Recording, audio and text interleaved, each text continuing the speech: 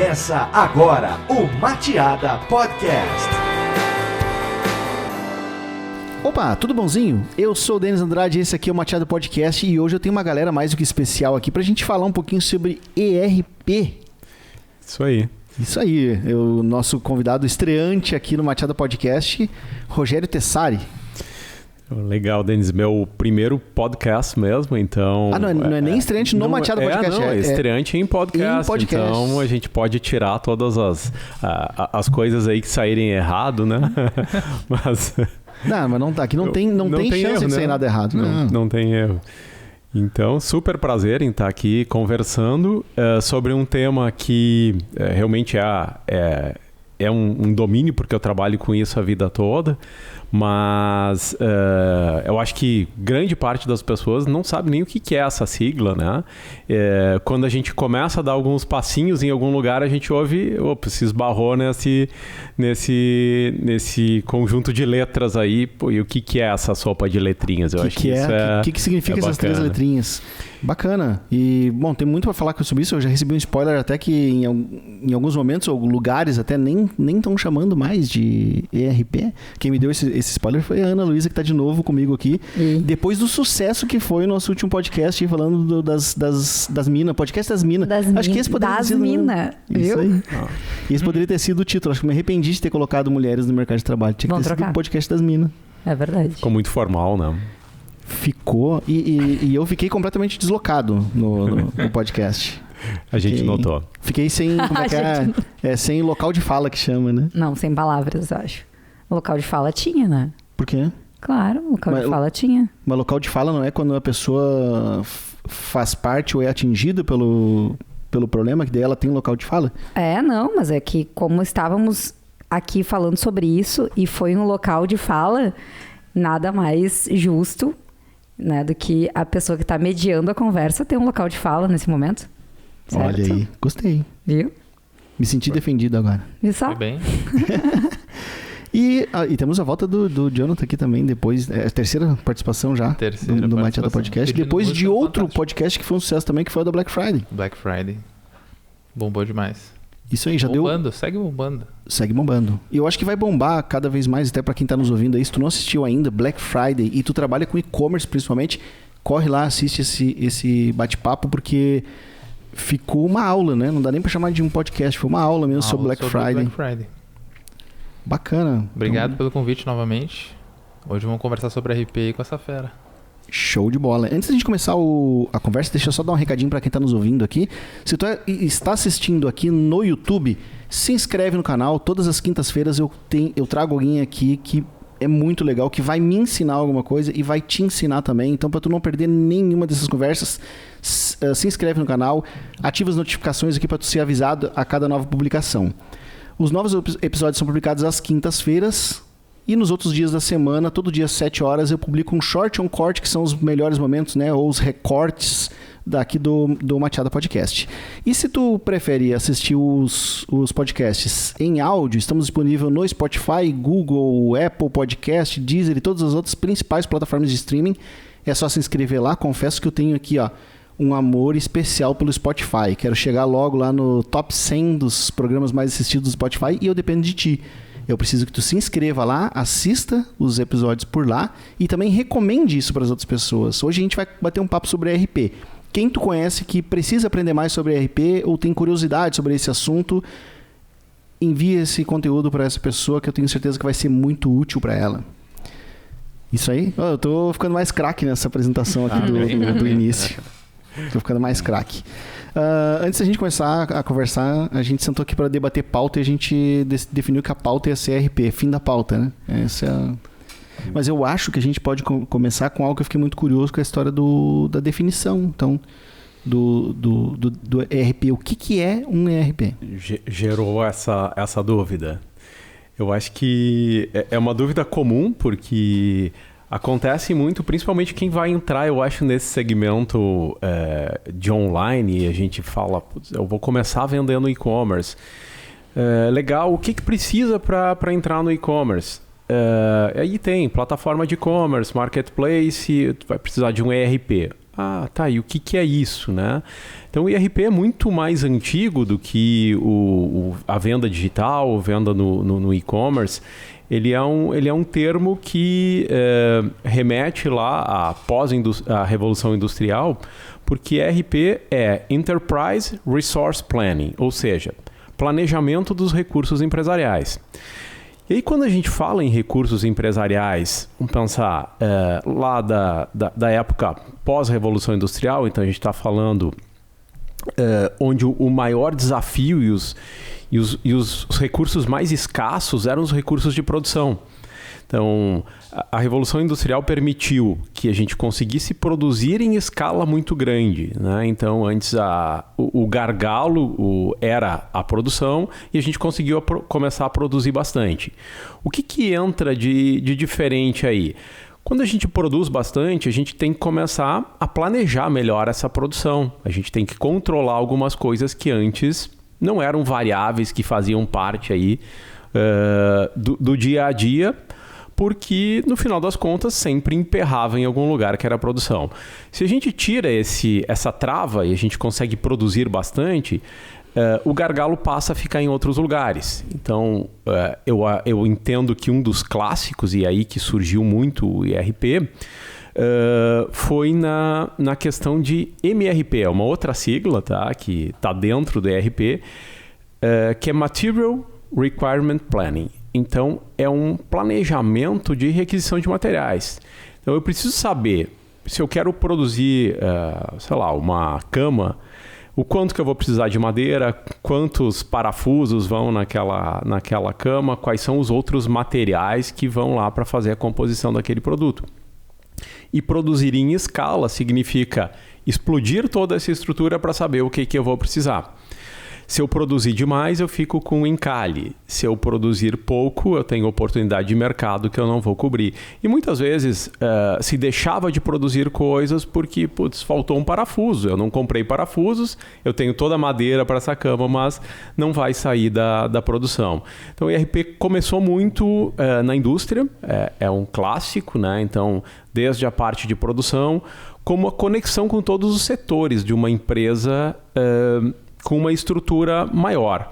Então, a gente fala nas empresas pré-internet, então, onde os setores tinham que fazer troca de informações e era tudo muito segmentado. Então, eu tenho um departamento contábil, departamento fiscal, eu tenho um departamento de produção, de controle de estoque. Então, viraram grandes módulos desse grande sistema.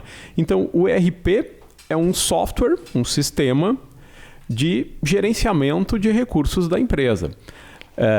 Mas quando o ERP, ele é o software em cima ou o ERP é um modelo de trabalho, um framework, assim? E aí o software serve para facilitar esse framework? Basicamente, quando a gente fala em software, é sempre para tentar reproduzir alguma situação do mundo real. Então, eu consigo fazer gerenciamento de recursos empresariais à mão? Dá, né? Eu consigo fazer... Teoricamente dá, né? Mas teoricamente, a prática fica... E era feito assim, ficha de estoque, né? Então, ficha de produção. Para quem vai produzir, usando o exemplo da cama aí, umas 10 camas por mês, até que daria para fazer no papel e caneta. Agora... Daria para fazer e eu acho que se fazia de muita coisa, né? Mas então, mesmo que eu esteja ali no papel e caneta, ainda é um ERP. Um ERP. Sim. Só que não digital, vamos pensar.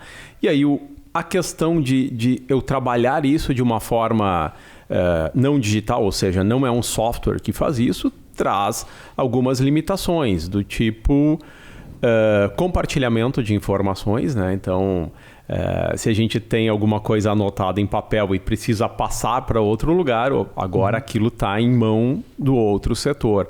E mesmo em software, antigamente não era uma coisa tão trivial. Eu não tinha essa transmissão de documentos mesmo que digitais de um setor para o outro tão facilmente, né? Então, as integrações eram mais sofríveis.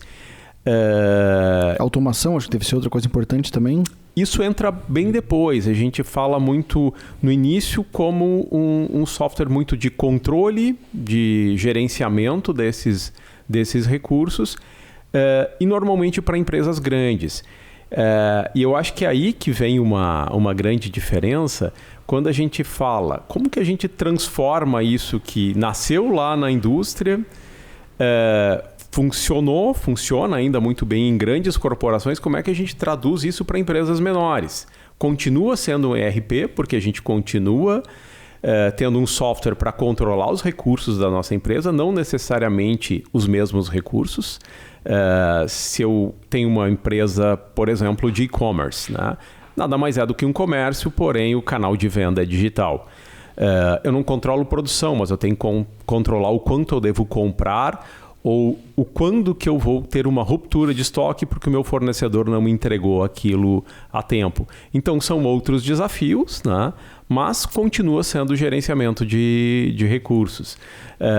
Só que essa mudança de vir lá de um modelo de pós-revolução industrial, eu tenho que controlar muito a produção para escalar isso para diversos tipos de empresa e não necessariamente com esse tamanho, com setores muito fechados dentro deles mesmos, onde tem que fazer fechamento contábil, fechamento fiscal, uma série de procedimentos que a gente pode entender que numa empresa menor vai ser burocrático e perde-se a eficiência ao invés de ganhar. Então, acho que o grande desafio para levar para todas as demais corporações foi adaptar esse modelo para alguma coisa mais plausível quando a gente não tem tantas pessoas, né, em estruturas mais enxutas. Essa foi a transição aí que eu enxergo bastante. A gente tem, acho que recentemente, uma mudança nesse formato, né? Eu nem sei se eu vou falar um pouco da minha experiência de ERP, que é muito pequena, assim. Logo que eu comecei a trabalhar com digital, trabalhar com informática, né? Há uns 20 anos, mais ou menos. E eu trabalhei numa empresa que era um software de ERP, chamado Micromega, que eu acho que não existe mais. Eu lembro muito do nome, não sei se ela ainda existe. Pode ser que... Eu acho que não existe mais e faz tempo, eu acho. Deve ter sido, sei lá, ou quebrou, foi absorvido por alguém, não sei o que aconteceu. E naquela época, o ERP ele era um software vendido, que daí quando vendia o consultor que trabalhava na implementação, saía lá da Micromega com um CDzinho para ir lá no cliente e instalar lá num servidor no computador dele, tinha que instalar na máquina de todo mundo que ia trabalhar. Só que isso não é mais assim hoje, né? Hoje em dia um RP, do pouco que eu conheço, é tudo online, tu entra ali, como é que chama? Um web app, né? Que roda num navegador e ninguém precisa mais instalar nada e os dados nem ficam mais na própria empresa, né? Eu entendo que aí foi uma grande disrupção. A gente saiu de alguma coisa que era muito fechada lá em TI, onde eu precisava realmente de consultores para implantar aquilo. Então, a gente pega softwares que eles serviam para um conjunto limitado de empresas por serem realmente caros. E o caro não é caro por si só. Ele era muito... consumia muitas pessoas para fazer aquilo funcionar, né? Então, desde o exemplo que tu falou, eu preciso do CD para instalar máquina por máquina. Eu preciso fazer uma instalação de servidor para colocar onde vai estar o banco de dados, porque no final de contas, o ERP está muito calçado em todos os dados. Ele é um grande sistema de registros, né? Então, todos os registros ficam aí. E em cima disso, a gente consegue fazer muita análise.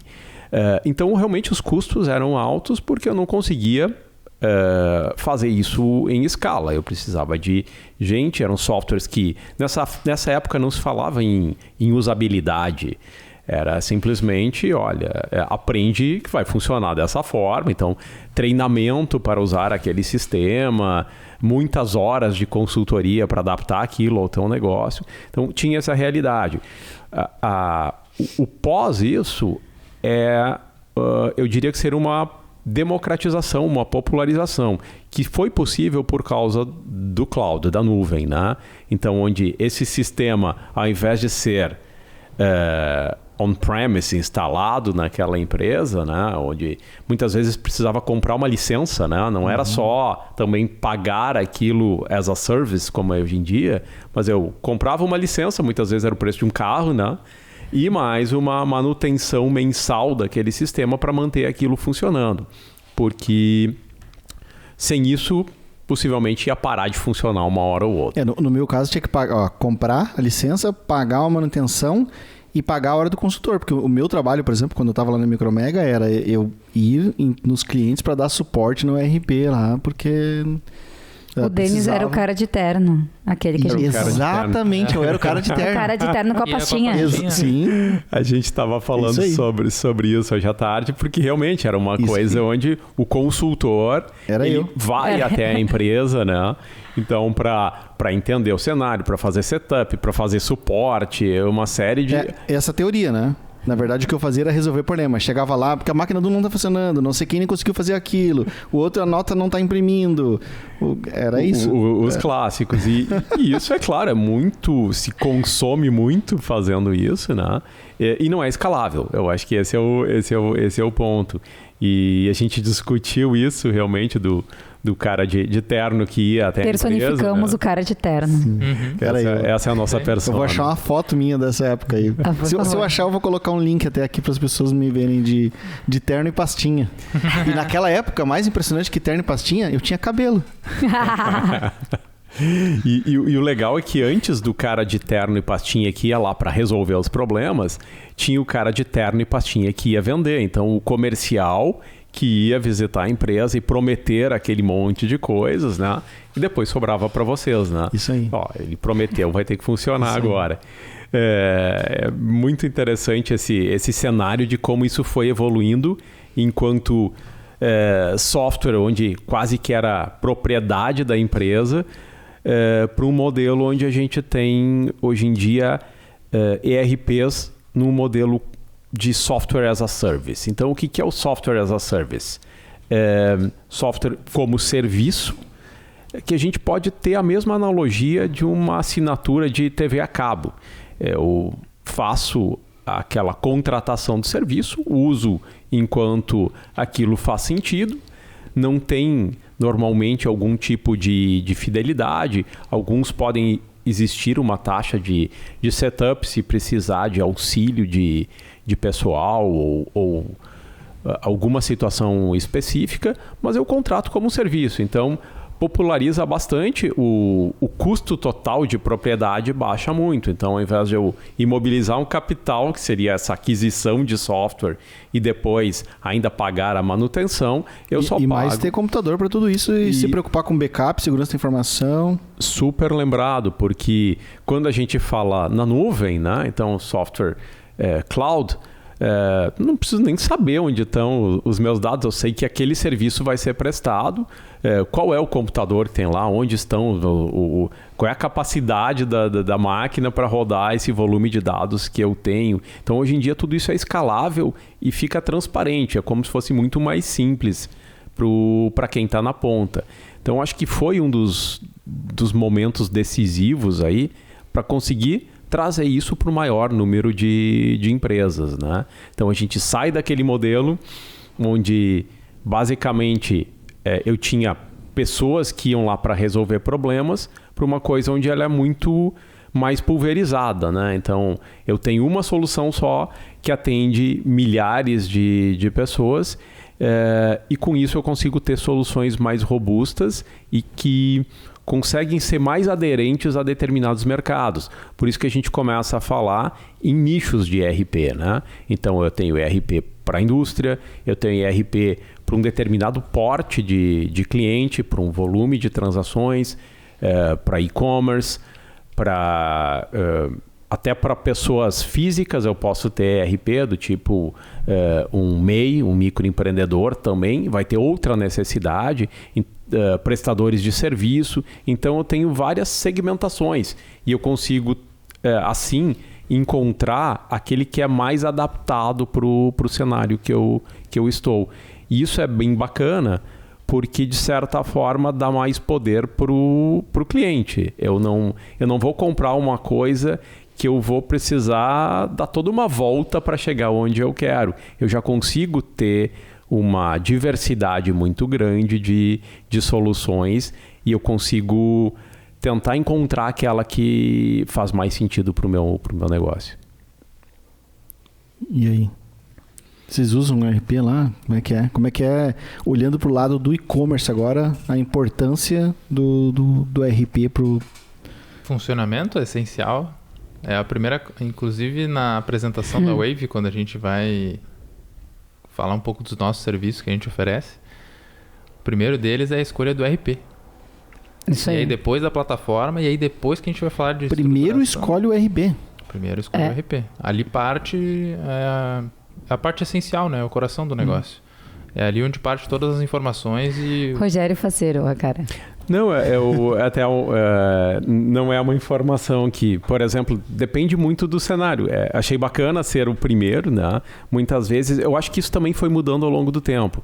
Quando a gente fala em e-commerce, a pessoa ia muito... Bom, eu preciso montar a minha loja, então eu vou na plataforma de e-commerce. A gente notou que... Para mim que trabalho... Eu nunca tive e-commerce, mas eu já trabalho ligado ao e-commerce. Eu jamais imaginei que, para mim, a primeira escolha óbvia seria a plataforma. Mas isso é porque Por isso que eu fiquei surpreso. tu não contratou a agência pro início disso. É que aí que tá. Por exemplo, se tu já tem uma operação e tu tem um RP, e aí tu quer escolher uma plataforma, pode ser que o teu RP não esteja integrado com aquela plataforma que tu quer contratar. E aí, o que tu faz? Não vai dar para contratar aquela plataforma, porque talvez o teu RP não vá fazer a integração com ela. Então a primeira coisa tu tem que entender, tu tem um RP, beleza, quais são as plataformas de e-commerce que tu tem integração? E aí a gente parte as escolhas dali. As plataformas que tem integração não são as que eu quero trabalhar. Ok, então tu tem 2 alternativas, até 3, né? Sendo que eu só acho uma viável. A primeira que é migrar o teu RP, então tu vai deixar de usar aquele sistema que tu está utilizando lá há X anos. A segunda que é contratar um RP somente para o teu e-commerce, só que daí tu vai trabalhar com 2 sistemas em paralelo. E a terceira opção que é atuar diretamente, então, na atuação na plataforma. Só que aí se torna inviável. Essas 2 últimas são inviáveis, porque alimentar 2 sistemas e atuar de forma manual, imagina como é que vai emitir nota, fazer todo o restante do controle, né? Migrar RP, pra mim, assim, nunca tive essa experiência, tá? Tô falando só de coisas que eu ouço. Eu tenho um amigo aí que tá envolvido numa migração pra SAP. E a coisa tá se desenrolando ali perto dos 3 anos já de migração. Então, pra mim, fala em RP, eu fico imaginando uma coisa assim que é um monstro de cabeça. Migração, eu sempre dou uma linkada assim com mudança. Vai se mudar assim. Eu moro em tal lugar e agora eu vou para outro imóvel. Como é que eu faço para encaixar o que eu tenho aqui lá? Será que lá é maior do que aqui ou é menor? E como é que eu faço para transferir daqui para lá? Será que vai dar certo? E existe todo um processo, coisas ruins que acontecem, um tempo para isso acontecer. Pra, algumas coisas que tu deixa no caminho, outras que tu compra nova. Pode perder algumas coisas no caminho. Então tem que ser bem feito, bem planejado. Tem umas coisas que os rapazes da mudança quebram sem querer. Como numa migração de sistema pode acontecer, pode perder informação. Umas coisas eram 110, vai funcionar, era 220, novo endereço. Aí tu pega um transformador, aí a potência não é tão boa. Às vezes vai ligar e queima, né? Também. Acontece. Então a gente sempre parte desse pressuposto lá na Wave, assim. Normalmente os clientes já têm um RP e aí ele, não, mas eu quero plataforma X. Tá, beleza, mas qual que é o teu sistema? Então a gente vai começar a partir dali. Até porque esse teu sistema ele tá ligado nas tuas 10 lojas físicas, que tu tem estoque em 3 estados diferentes, que tu já quer vender em tantos marketplaces, que tu é importador, revendedor, fabricante. Então tem uma série de particularidades assim que a gente tem que entender para aí sim proporcionar a melhor solução para ele, né? Indicar a melhor empresa para que ele contrate. Aí tu tá dando um cenário de alguém que já tem uma empresa com RP implementado. Sim. Tá. E aí ele quer contratar uma plataforma e a gente vai pensar que plataforma se encaixa melhor aqui. Agora vamos pensar que o cenário é migrar de RP, tá? A solução, esse RP aqui não tá bom, qualquer motivo que a pessoa precise mudar de RP. Existe também os RPs que são mais compatíveis, assim, tipo, é mais fácil migrar para esse ou para aquele do que... Eu acho que é uma coisa que evoluiu bastante.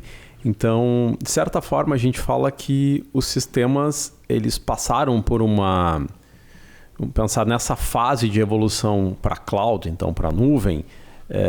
Uma coisa que veio muito forte foi interconexão. Então, os sistemas estão cada vez mais conectados com várias coisas. Então, a gente passa lá daquele cenário de ERP clássico instalado em algum lugar, onde normalmente ele não conversa com ninguém. Ele não estava adaptado para a internet. Então, os que surgiram depois, eles já nascem com essa premissa de conversar com várias coisas. Se torna mais fácil esse tipo de migração. A gente está falando em sistemas que nasceram em época pós-internet, então troca de informação passa a ser quase que um pré-requisito, porque desde carga inicial de dados, levar dados para um outro lugar, é bem tradicional, é uma coisa que faz parte da operação clássica. Tá. Né? Tu te importa falar a tua empresa lá? Sim, é a Tiny, o Tiny RP. Tiny RP, tá bom. Tá, eu não sabia se tu estava afim de falar, não. Mas então vamos usar o exemplo da Tiny RP. Vocês têm hoje um preparado, assim, por exemplo, vai vir de um RP X lá, que eu já conheço e eu tenho um sistema de importação de dados. E já vou complementar com a pergunta aqui, com um sistema de exportação, que é para o teu cliente que está saindo para ir para outro lugar. Uma espécie de uma API, exportação de dados de um XML ou algo do tipo, que facilita essa entrada e essa saída do cliente? Sim, tem vários cenários, mas vamos tentar simplificar eles, né? Eu acho que dá para colocar quais são as coisas essenciais que tu precisa para rodar, né? Então tu vai entender, olha, eu preciso necessariamente trazer todos os meus clientes, todos os meus produtos, as minhas vendas, né? Então as notas que eu emiti, eu tenho um conjunto de coisas. Aí vai ter talvez um conjunto de coisas que seria desejável, mas tu vai entender que o esforço para compatibilizar aquelas estruturas são bem mais complicadas. Por exemplo, algumas questões da parte contábil, recebíveis que tu tem no futuro, mas em algum momento essas contas que tu tem para receber vão acabar e aí tu opta por não trazer essas coisas, né? Então esses sistemas, como a gente tem também, sempre existe possibilidade de carga inicial de dados ou através de planilha, um arquivo Excel ou CSV, né, que é um arquivo de troca de dados. Notas fiscais hoje em dia é bem bacana, porque existe o padrão de nota fiscal eletrônica, importa-se todos os arquivos XML, então pode ter um lote grande com XMLs de um ano, eu tenho todas as vendas. Então tem várias maneiras de ir fazendo isso, mas como o Jonathan falou, nunca é uma transação tão simples. A gente sabe que sistemas que são mais compatíveis, e aí sim, olha, é mais fácil trazer porque as estruturas são semelhantes. São estruturas muito diferentes, acaba sendo mais complicado. O que a gente vê muitos clientes fazendo é grande parte dos dados, principalmente em operações que são 100% digital, elas estão na sua plataforma de e-commerce. Então, vamos pensar que eu já vendo alguma coisa em uma plataforma de e-commerce, tenho o meu site para vender, então essa plataforma ela integra com vários sistemas. Eu posso trazer tudo aquilo que tem lá em um clique para dentro de um ERP que está conectado com aquela loja. Então ali a gente ganha bastante. Vamos pensar que eu tenho todo um cadastro lá na minha plataforma do produto, foto, descrição, todos os preços, canais que ele pode vender, e eu trago isso para o meu ERP. Então eu já saio com produtos rodando, né? Então isso é um produto, vamos dizer que é um grande calcanhar, além de produto estoque. Então eu já saio com duas coisas muito importantes para e-commerce, que é produto e estoque. Notas fiscais, a gente tem essa possibilidade aí, porque é um padrão nacional de trazer todas as notas.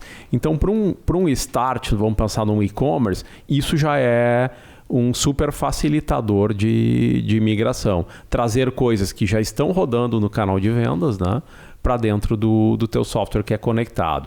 Então, a grande sacada desses ERPs muito focados em e-commerce é as conexões. Eles conectam com todo mundo.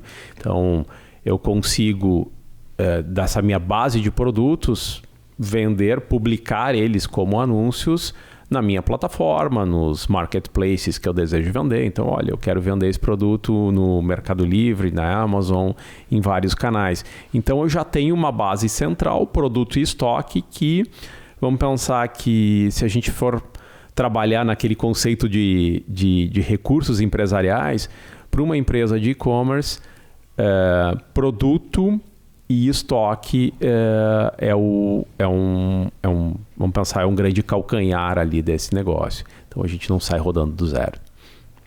E vamos imaginar, tu falou que tem modelos já de importação, até planilha, né? Modelo de planilha. Tá. Eu tenho um RP, eu estou migrando lá para Tiny, por exemplo, e aí eu tenho que criar minhas planilhas ali, porque sei lá, o modelo não está igual, beleza. Não são compatíveis. Não são compatíveis. Quem é que resolve esse problema? É a Tiny mesmo ou é o Jonathan ou a Ana que vão resolver esse problema lá na Wave? De dar o suporte para o cliente subir? Eu acho que é combinado. O Tiny, por exemplo, como ele é um software vamos pensar, de escala, né? A gente trabalha com parte o cliente fazendo muito, né? Vamos pensar que a gente tem time para mostrar como é que se faz, mas a gente não vai fazer para ele. Então, ou ele coloca o esforço dele para fazer essa compatibilização, ou ele vai usar uma agência, né? Muitas vezes não precisa de compatibilização nenhuma, né? Mas também em alguns casos ele vai dizer, olha, eu não consegui, tem alguém de suporte que pode me ajudar, e isso funciona, né? Então são casos que acontecem de forma bastante comum. Que é uma característica bem comum do SaaS, né? É uma característica comum do SaaS. O software está lá, sim, as a service, né? E o cliente é responsável pelos seus dados. Nós não somos os responsáveis, né? Então, existe até uma questão ética sobre esses dados, né? E privacidade. Os dados são dele. A ferramenta para trabalhar esses dados somos nós que fornecemos. Então, tem essa nuance. Como é que é? Tu já teve experiência de fazer isso? Como é que vocês lidam com isso lá? Migrações, assim? Eu não sei se pergunto para ti ou para Ana, quem é que se envolve com... Tanto faz. Mais o Jonathan. Vocês dois? Não, mais até nessa migração de dados, a Wave não aparece, porque realmente, normalmente são entre as empresas que rola essa conexão entre eles e realmente as equipes de suporte, TI, enfim, que tratam essas informações, né? Mas em sistemas mais simplificados, em plataformas, enfim, existe lá aquele padrão do CSV, né? Para realmente fazer o depara, então não é um bicho de 7 cabeças, é super tranquilo. Normalmente é algo que o usuário final consegue fazer por conta. Porque tem já uma planilha também, modelo, que já é disponibilizada no caso, pela Tiny. Então isso já é completado e já vai subir na ferramenta. Então não tem muitas coisas que uma agência poderia fazer. A gente pode dar o suporte de verificar se os produtos realmente subiram, se, enfim, o feed está completo. Mas não é uma coisa difícil, assim, uma coisa burocrática, creio eu. Não. Com certeza não é. Já foi muito mais difícil no passado. Isso, hoje em dia é muito mais tranquilo. Muito mais. Que realmente são em alguns cliques, assim, várias plataformas de e-commerce também possibilitam isso. Em 2 cliques você consegue extrair toda a sua base de clientes, base de pedidos, produtos, e ver informações como o URL da imagem, todos os campos obrigatórios. E se para o sistema que você está migrando as colunas, enfim, não estão de acordo, né? Aí é só fazer um depara ali bem simples. Então não é um bicho de 7 cabeças hoje, não. Ou seja, é bem mais simples do que o bicho que eu estou desenhando aqui. Bem mais. Acreditamos que sim. Mas e aí, se tu falou que é a primeira coisa que escolhe lá na Wave, porque isso me faz entender que é a coisa mais importante de um negócio. Mais importante até do que a própria plataforma, então, para um e-commerce. Sim. Tá, e ele é tão importante por quê? O que se controla através do RP de fato, assim, porque o Rogério deu algumas ideias. Depende, exemplos. vai ser a resposta de ontem. Ele deu a ideia, o exemplo aqui, né, de fabricar uma cama e mostrar insumos ou até preparar quantos produtos eu vou vender e tal, vai me ajudar com isso. Mas eu queria entender mais no detalhe, assim, tipo, o financeiro tá lá dentro, o estoque tá lá dentro, sei lá, a folha de pagamento tá lá dentro, que tá ali realmente dentro, que o RP de fato controla? Eu acho que essa eu consigo Rogério, matar claro, aqui, né, total. Quando a gente fala em RP e e-commerce, então vamos pensar nesse cenário mais reduzido, eu posso ter RP para vários segmentos, mas a gente está tentando focar em alguma coisa que faz muito sentido, eu acho que na atualidade. A gente fala em ir para o digital. Então, quando a gente tem esse conceito de ir para o digital, tem algumas dessas partes, vamos pensar, que são as grandes funcionalidades aí, que são essenciais. Então, tentar pegar uma após a outra aqui. Eu acho que a primeira é catálogo de produtos, né? O Jonathan falou que é muito importante porque, de certa forma, esse é o meu repositório central. Então, a gente pode pegar cenários onde eu cadastro o meu produto, vamos pensar na minha loja virtual, lá na minha plataforma de e-commerce, porém, eu consigo fazer o cadastro normal, só que depois eu preciso ter uma centralização de informações que não são necessariamente as únicas que estão no site. Então a gente fala em estoque, eu não posso controlar o estoque no site, porque além da venda na minha loja virtual, eu posso ter vendas em outros canais. Então o meu estoque tem que estar centralizado no ERP, eu tenho que ter um lugar central onde eu tenho informações sobre aquele produto. Isso vale não só para quem tem loja física, por exemplo, como se tem um call center Exato. No e-commerce? Exato. O call center, quando ele vende um produto, ele dá baixa no RP e não na plataforma. Isso mesmo. Então, a gente começa a entender que tem vários lugares onde vão movimentar esse estoque, são os canais de venda, mas eu tenho que ter isso centralizado num lugar só. Então, a gente fala tanto da estrutura do produto, se eu... por acaso, eu vou pensar num cenário clássico que eu preciso vender a minha cama, vamos pegar o exemplo inicial, né? No meu site próprio, que é o canal que me dá uma rentabilidade maior, mas eu não tenho penetração de mercado suficiente para vender só no meu site, eu começo a vender também em outros marketplaces e também eu tenho call center, vendedor de rua e tudo mais, né? E eu tenho um estoque limitado. Então vamos pensar que eu tenho 10 camas. Eu cadastrei esse estoque lá no meu RP. Isso vem já desde a nota de entrada e isso é automático. Essa informação sobre a minha cama eu vou replicar lá para a minha plataforma de e-commerce. Tanto as informações da cama quanto a minha quantidade em estoque. Se o meu vendedor vender isso lá no call center, das 10 camas ele vendeu 2, eu tenho que dizer para a minha plataforma, olha, agora são só 8. E eu preciso dessa informação em um lugar central. E da mesma forma que se eu tiver isso em outros canais de venda, olha, no Mercado Livre também vendeu, eu vendi também lá nas Americanas. E no e-commerce tem um outro ponto. Eu posso fazer aquela compra de produto em uma forma de pagamento que eu não tenho a confirmação imediata. Por exemplo, eu fiz a compra da cama em boleto. Então tinham 3 camas lá, eu comprei mais 2, né? Teoricamente, mesmo sendo pago em boleto, eu tenho que deixar reservado. Olha, Denis, tem essas 2 camas aqui para ti até tu pagar o boleto. Então, eu vou segurar por 1 ou 2 dias. Então, existe uma reserva disso que também tem que ser computada. Se o pedido, o Denis, não pagar a cama, tem que voltar aquele estoque. Então, tem esses cenários aí do online que fazem que uma coisa que relativamente ou...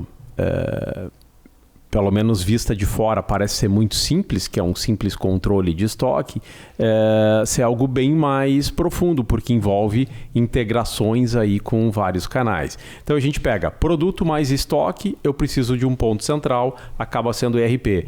E eu acho que a colocação aí do Jonathan em cima disso que eles indicam sempre ter o ERP, senão essa matemática começa a não fechar. Eu não tenho um lugar central aqui, ou eu tenho um ERP que não está conectado com esses canais, eu começo a ter desincronia de estoque. Então, E aí é dor de cabeça em todos os lugares, né? exatamente. E eu acho que uma coisa muito importante quando a gente fala em estoque, e agora também falando próximos a Black Friday, é que reputação é uma coisa super importante. Em alguns canais, tu é extremamente penalizado se tu vender alguma coisa que tu não tem em estoque. Então, imaginem a situação onde eu tenho um estoque que não está centralizado, os meus canais não conversam direito e eu comecei a vender, tem um anúncio vendendo lá e todos os pedidos não vou conseguir entregar. Possivelmente em vários canais tu é cortado, eu acho, né, Jonathan? Dependendo da quantidade, sim. Porque além desse motivo, tem outros, né? No sentido de... Quando não chega informação no RP, se chega muito tarde, dependendo ali da integração, tu tem todos os outros SLAs de nota fiscal emitida, de despacho, de realmente... Então agora está em transporte, então tem todas essas atualizações que por vezes parte lá do RP. Aí vai para as próximas etapas, né? Que tá a gente fala de lá, produto e estoque, primeira etapa, super bacana, né? Preciso manter isso centralizado. Acho que é a primeira dor aí que o ERP resolve.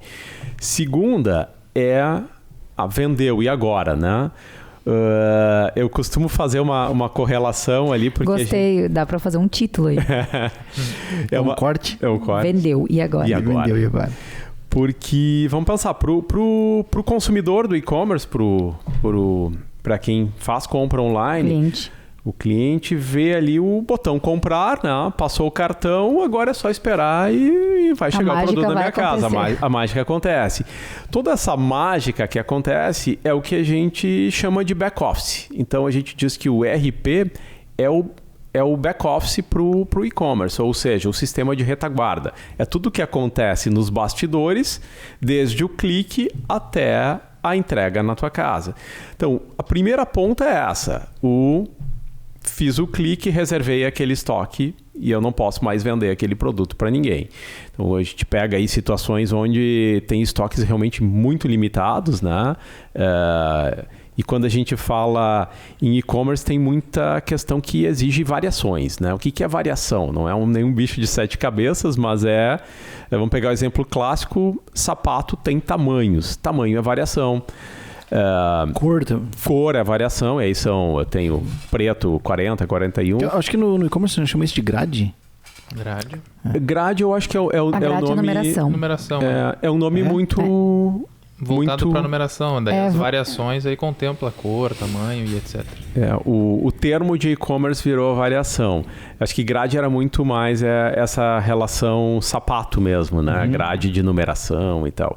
E variação é muita coisa hoje em dia. Então, a gente estava comentando sobre isso, que em alguns canais se criou variações que antes não eram variações. Coisas bem diferentes. Sei lá, tamanho do salto, por exemplo. Tamanho, e sabor, eu estou vendendo algum tipo de suplemento. Então, são variações. O que muda para o cliente final a variação? Eu entro naquele produto, eu tenho várias para escolher, né? Eu não tenho que acessar vários produtos. E isso, a gente começa a imaginar que o controle variação a variação, eu posso ter aquele sapato ainda, mas o 42 vermelho não tem mais. Então, a gente tem uma nuance aí muito forte. Então, primeira coisa é, olha, esse sapato agora é do Denis, não é de mais ninguém, eu só tinha um em estoque, né? Eu tenho que zerar ele em todos os outros canais para não ter um problema de reputação. Seguindo a linha do vendeu e aí, né? Agora tem que entregar. Passada essa reserva e essa comunicação de todos os canais, eu tenho uma próxima etapa que é preparar o envio desse produto. Quando a gente fala em preparar, o primeiro passo é ir para uma separação. Então, eu realmente vou conferir se aquilo tinha em estoque mesmo e eu já deixo separado. Em alguns momentos, antes da separação já se emite a nota fiscal, e aí depende de cada seller se o processo vai ser antes ou depois, mas sim, emissão de nota fiscal é papel do ERP. É aquele momento que a gente recebe lá no e-mail, sua nota fiscal foi emitida, daí a gente diz, opa, tá, tem o produto lá, né? Então essa é a segunda parte.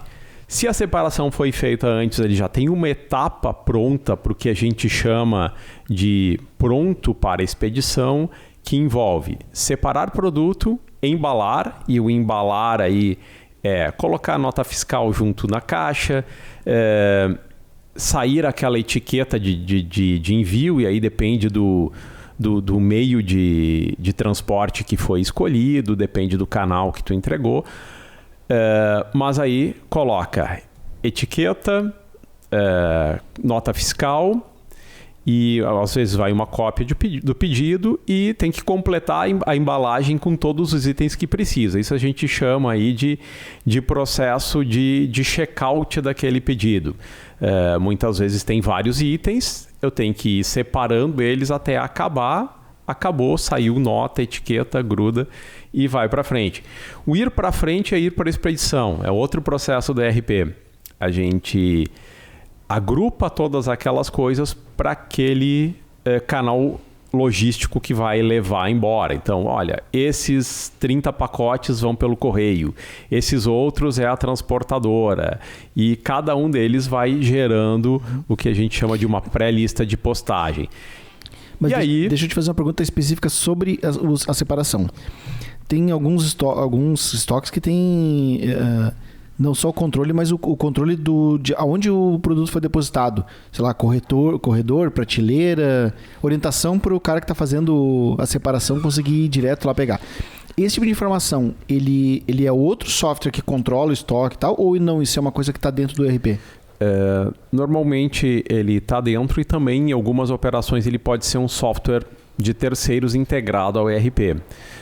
Depende muito de volume de operação e da sofisticação do armazém. Então, tem armazéns muito grandes que precisam de um sistema muito especializado só para mapear esse armazém, porque não é a questão de pegar, mas é onde tu vai colocar esse produto quando ele chega, né? Digamos, então... Agora vamos imaginar então esse cenário, que é um software separado. O cara que está operando a separação, ele precisa de fato operar os dois sistemas, ou os sistemas se conversam de algum jeito? Normalmente eles se conversam. De alguma forma eles vão ter que se conversar, simplesmente para dizer, olha, esses são os pedidos que eu estou separando e eu mandei para o outro software. E eu acho que essa é a grande beleza dos softwares, vamos pensar, esses softwares que nasceram na nuvem. A facilidade de conversação entre eles é muito forte. Essa conversa se dá via API. O que é essa API? Eu vou chutar aqui um Zapier da vida, sim? O Zapier ou foi muito amadora a minha pergunta? Não, ele é um meio de campo para isso, porque... cada software tem a sua API, ou seja, Application Program Interface. É uma interface, é um padrão de como eu enxergo o pedido lá no meu software. Da mesma forma como a planilha tem os seus campos, as APIs também têm os seus atributos ali. E eu tenho que fazer esse mapeamento. O Zapier faz isso, né? Agora, quando eu tenho uma integração nativa, ou seja, o ERP conhece, sei lá, Correios, né? E fez um serviço que conversa a API do ERP com a API dos Correios. Então, é um serviço de integração. Então, isso é bem bacana, porque as coisas acontecem no software e automaticamente vão acontecendo no outro.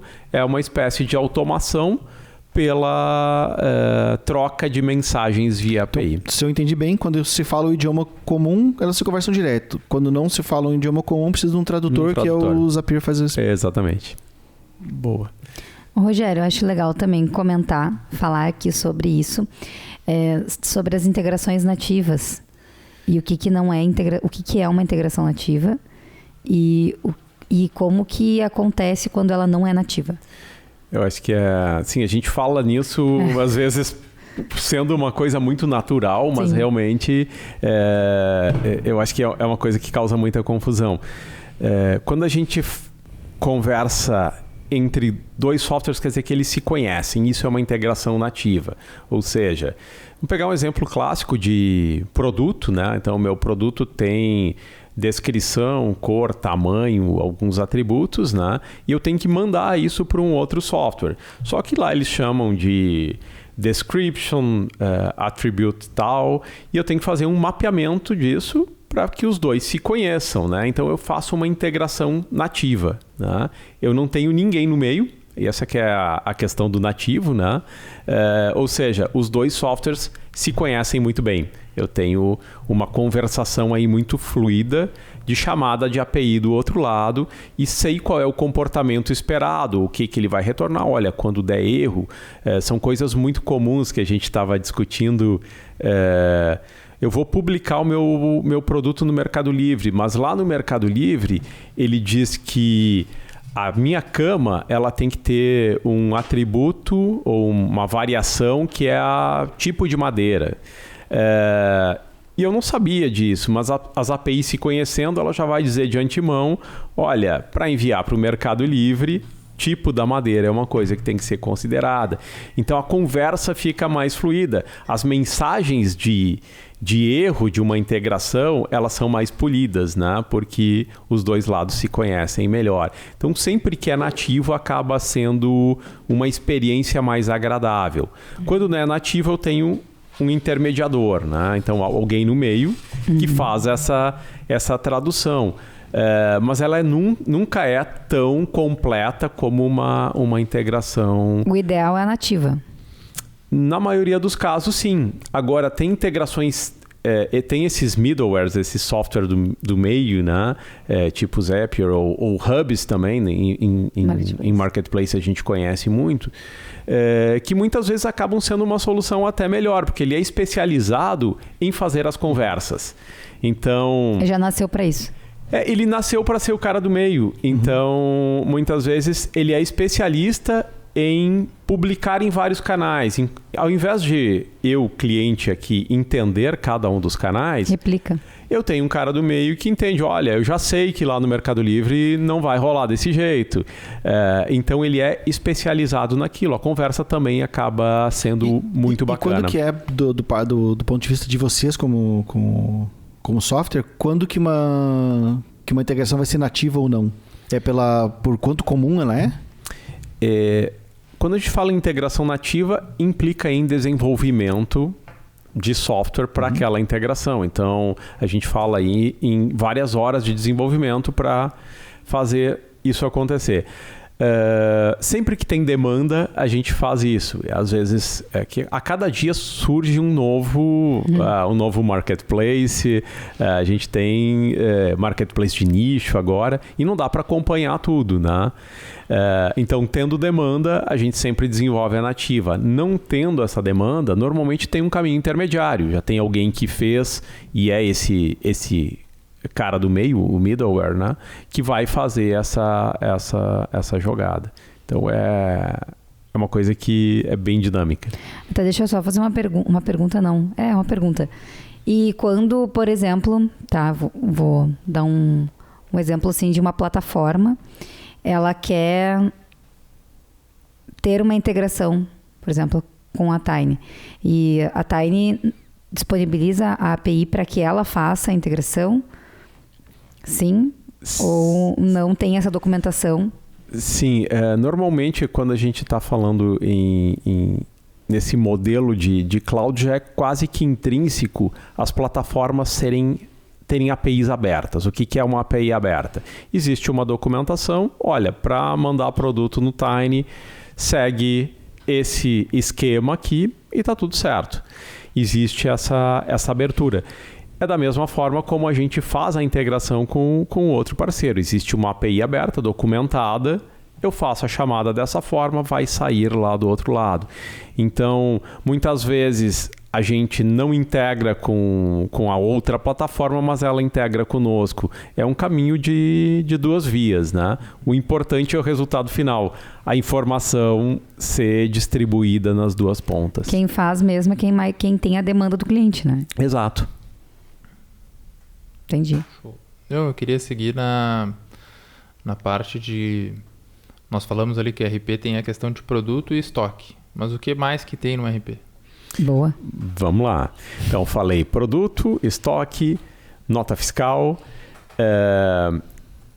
E depois a parte que a gente estava comentando, que seria separação, embalagem e expedição, que existe uma sigla para isso, esse pessoal de sistemas adora a sigla, né? É WMS, Warehouse Management System, é o sistema de gerenciamento do warehouse, do estoque, né?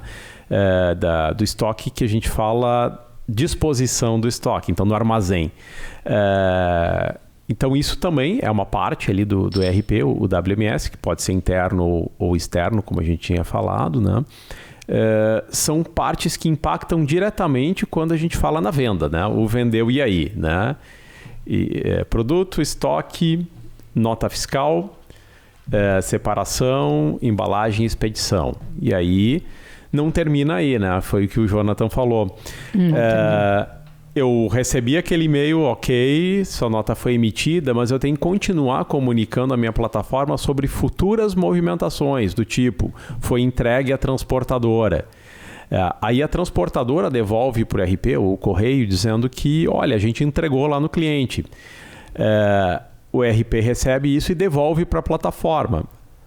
Entregou ao cliente. Quando a gente fala em marketplace, isso é muito importante, porque o recebimento da tua comissão de venda, ali, no caso da tua venda, ela se dá a partir da data de entrega. Então, se tu não comunicou a entrega, aquele dinheiro vai ficar parado. Olha, eu vendi meu produto, mas o dinheiro ficou com o marketplace até que o cliente receba. Então, normalmente são dias depois, varia isso, né, de marketplace para marketplace, mas eu tenho que comunicar a entrega. Se eu não comunicar, eu não recebo. Então, são fluxos ali de andamento do pedido até ele chegar no cliente. Esse é o fluxo básico, né, do vendeu e aí, né? Agora, quando a gente fala em retaguarda, não é só a venda, né? Eu tenho a parte toda de suprimentos, ou seja, aquisição, né? Entrada de mercadoria, e a gente fala em ordem de compra para fornecedor, entrada de nota fiscal, compatibilização do que o fornecedor vendeu com o que eu tenho nos meus cadastros, né? Toda essa parte tributária da entrada de mercadoria é uma parte grande lá no ERP. Quando eu compro uma mercadoria, infelizmente eu tenho uma conta a pagar, né? Então entra no módulo financeiro, né? Da mesma forma que quando eu vendi lá no e-commerce, eu tenho um recebível. O que é esse recebível? Eu vou receber, no caso do marketplace, depois que eu entregar, né? No cartão eu tenho datas aí para receber, tenho recebíveis. Comprei do fornecedor, eu tenho uma conta a pagar. Isso faz com que eu consiga ter uma previsibilidade de caixa. Eu vendi coisas, tenho recebíveis e tenho as minhas contas a pagar à medida que eu vou comprando. Ter esse controle de fluxo de caixa bem apurado, que é uma das funções do ERP, faz com que se consiga aproveitar melhores oportunidades de compra. Eu tenho uma previsibilidade de caixa nessas datas, eu vou tentar explorar isso da melhor forma possível, para não ficar com estoque negativo de dinheiro, né? Porque estoque de produto negativo é quando deu problema, né? Porque teoricamente estoque não fica negativo, mas o dinheiro pode ficar e é um problemão, né? Então, a previsibilidade financeira. Ainda dentro do financeiro, existem todas as análises de eu vendi, mas será que eu tive realmente uma performance boa nessas vendas? Então tem todos os demonstrativos aí de lucratividade sobre o que se vendeu, né? Então demonstrativos de resultado, análise de custos, né? É muito comum, se a gente vende no e-commerce, não reparar alguns dos itens de custo daquela venda. E parece que a gente está ganhando dinheiro e não está, né? É por isso eu vou interromper rapidinho, Rogério, só porque eu sou um dos grandes defensores da utilização de RP e como falei lá no início, para mim é o coração do negócio, lá onde tem que realmente, a partir dali que vai começar o negócio. Porque a gente já vivenciou assim com algumas lojas não ter esse devido controle de realmente o pessoal cuidar só da venda e não cuidar das outras coisas. e acabar quebrando ali na frente. Sim, o lucro tem tudo ali. Mas agora tu falou uma coisa que me deixou curioso. Tu disse assim, eu sou um grande defensor da utilização de RP. Isso me faz crer que tem gente que não usa. Tem. É? Tem. Que não valoriza, ou que até tem, Mas dá pra operar não um usa. e-commerce sem RP? É isso? Dá pra ter, não? Até dá.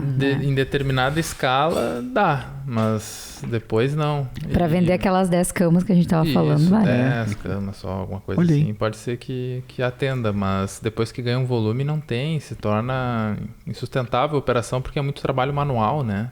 E o RP, ele faz muita coisa, ele simplifica muita coisa na vida das empresas aí que por vezes o pessoal não enxerga isso, né?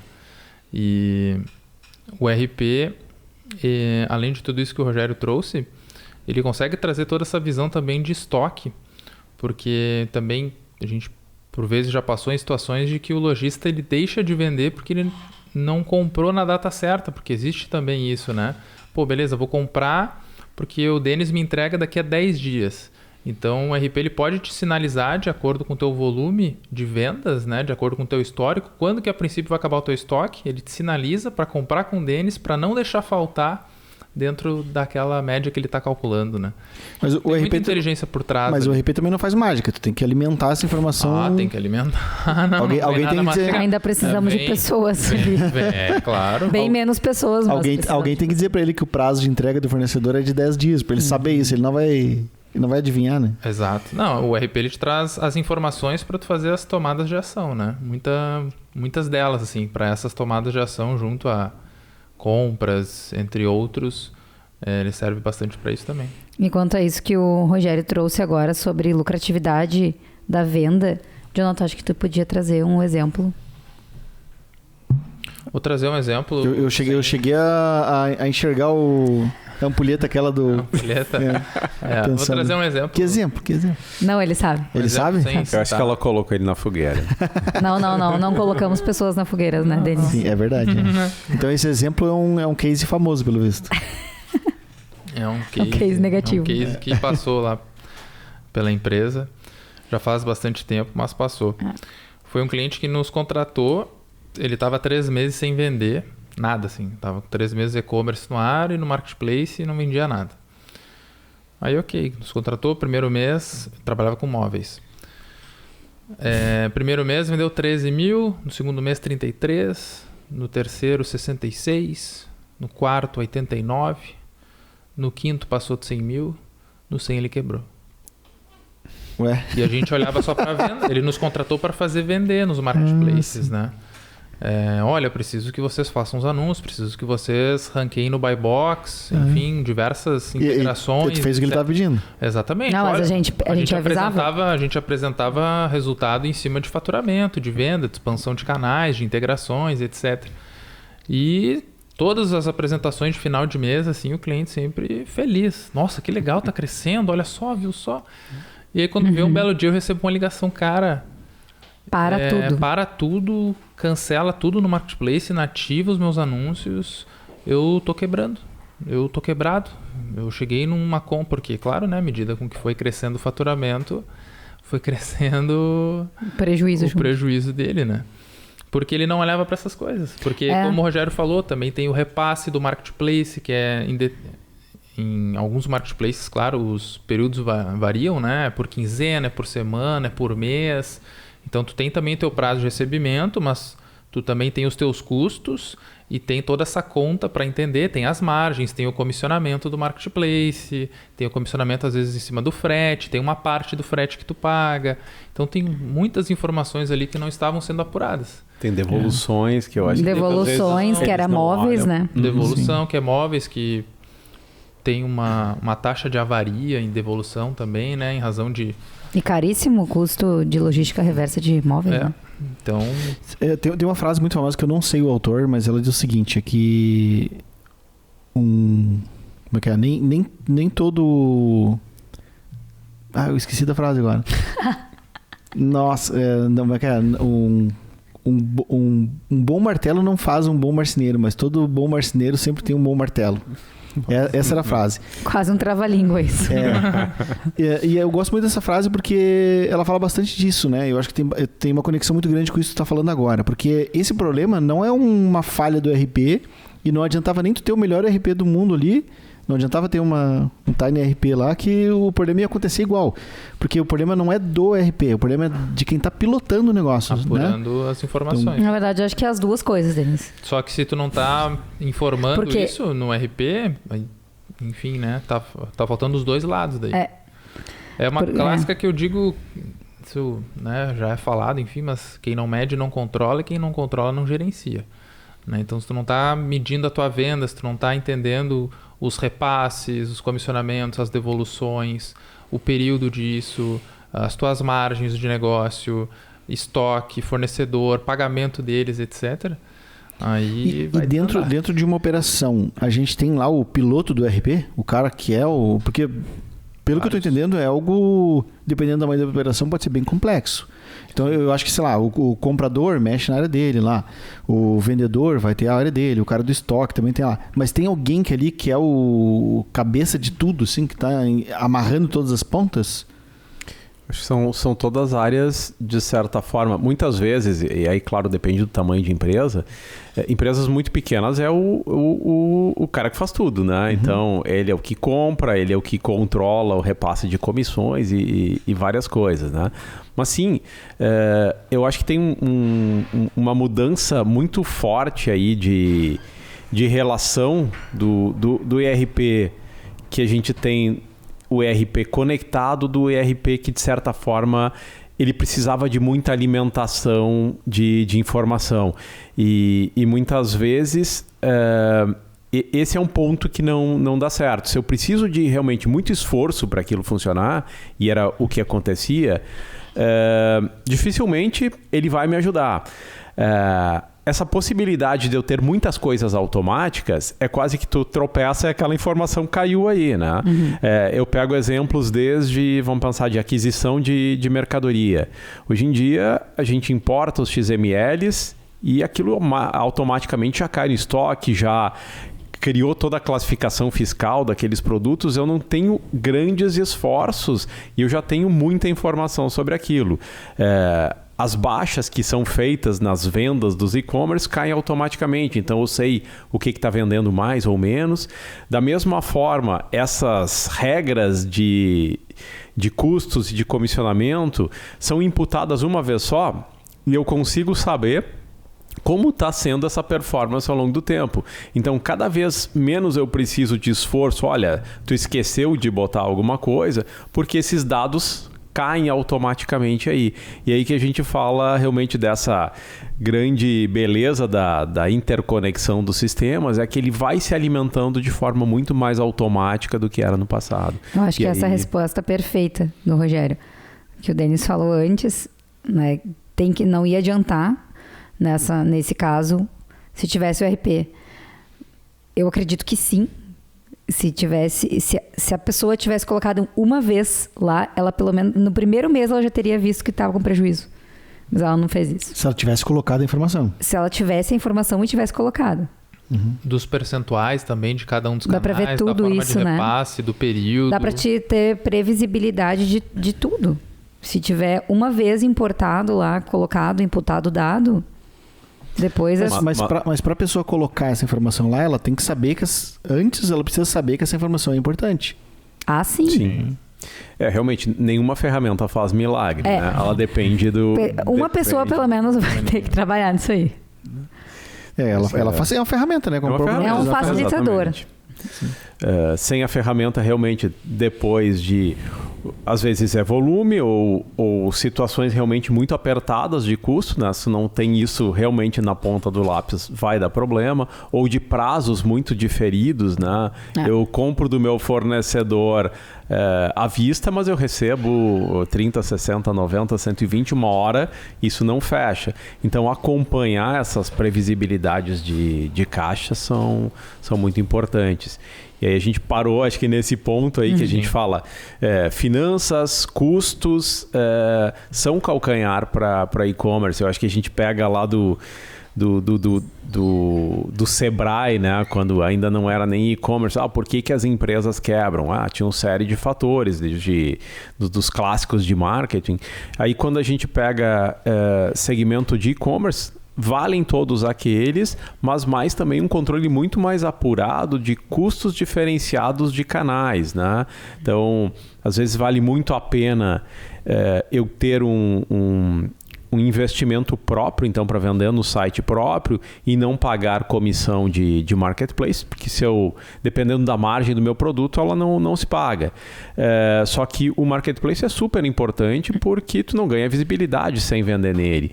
Então, entender esse mix e fazer esse equilíbrio exige realmente que se controle todas essas pontas e para o negócio ficar saudável, né? Senão é muito fácil cair nessa situação que o Jonathan relatou, né?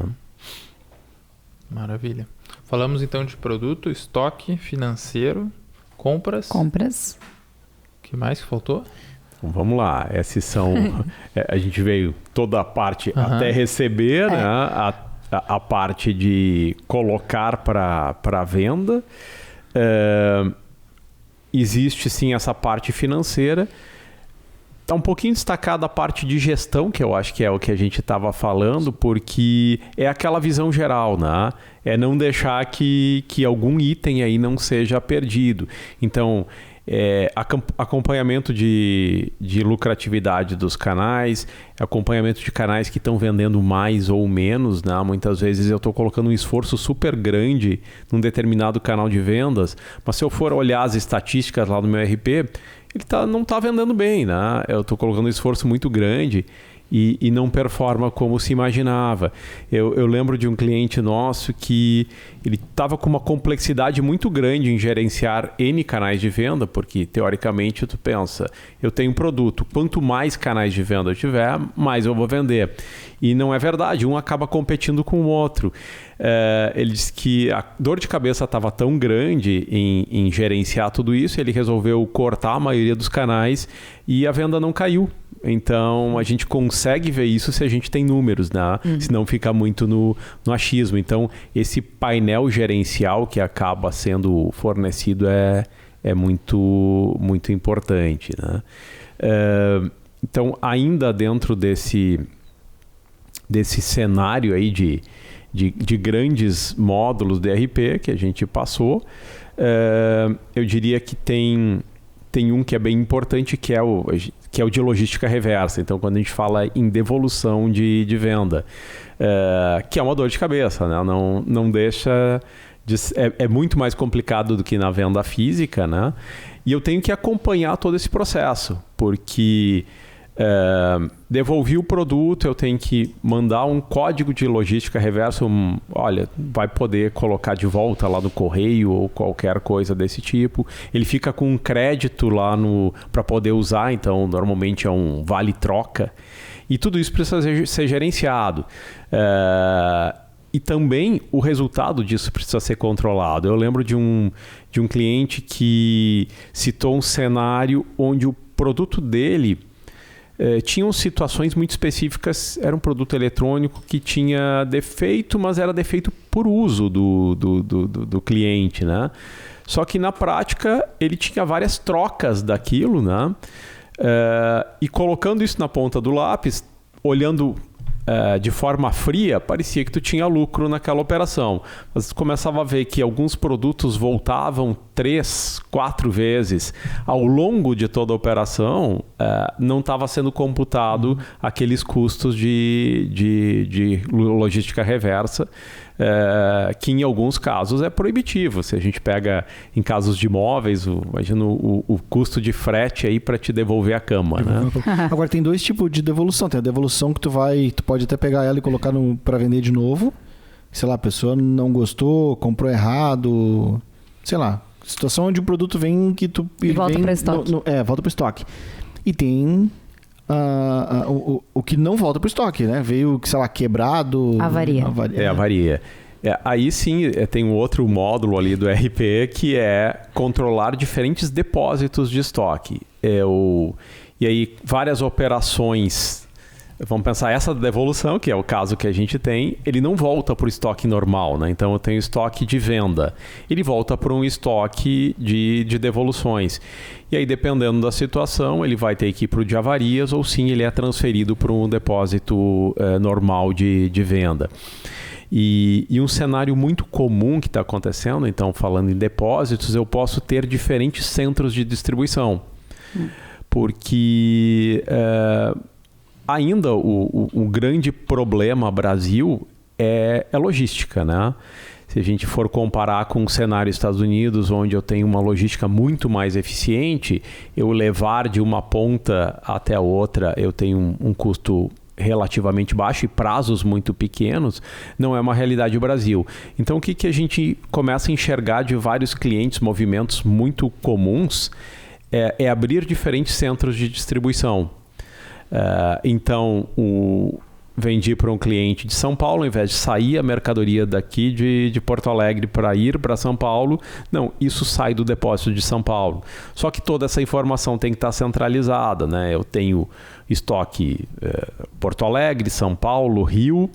A minha disponibilidade é total, só que eu vou tentar buscar a melhor relação custo-benefício, né? Frete, prazo de entrega. E essa inteligência quem faz de pegar o CEP de onde a pessoa está e o CD de onde vai sair, é o RP que faz.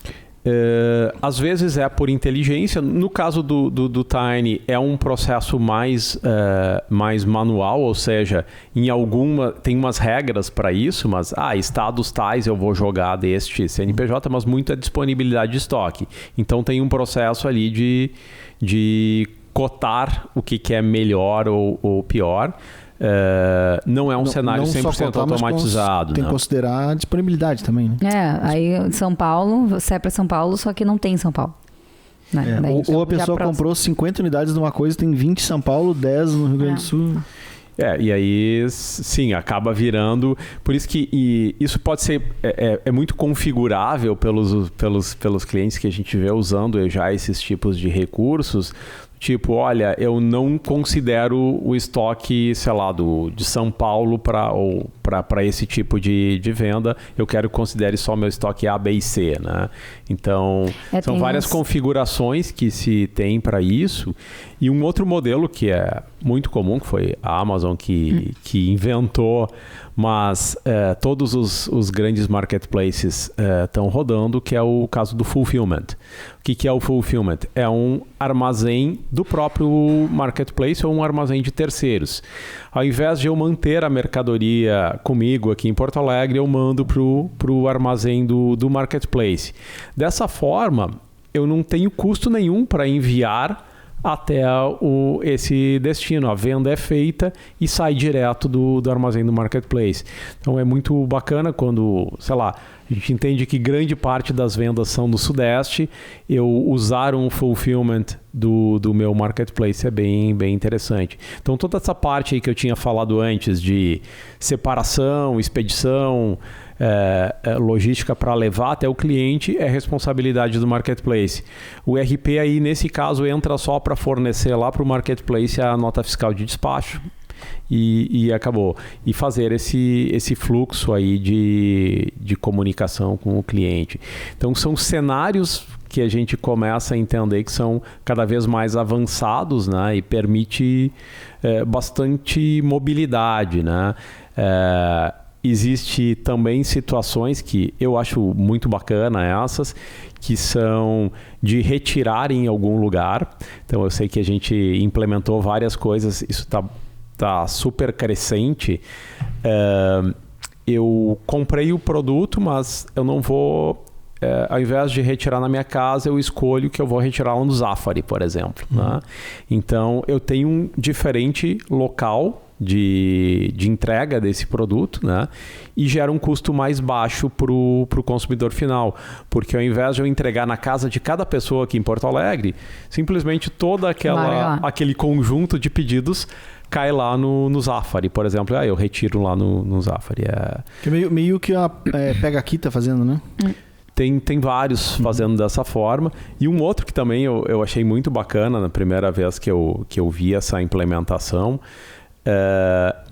é utilizar lojas físicas como centros de distribuição. Então, é muito bacana isso, porque é conviver online com offline.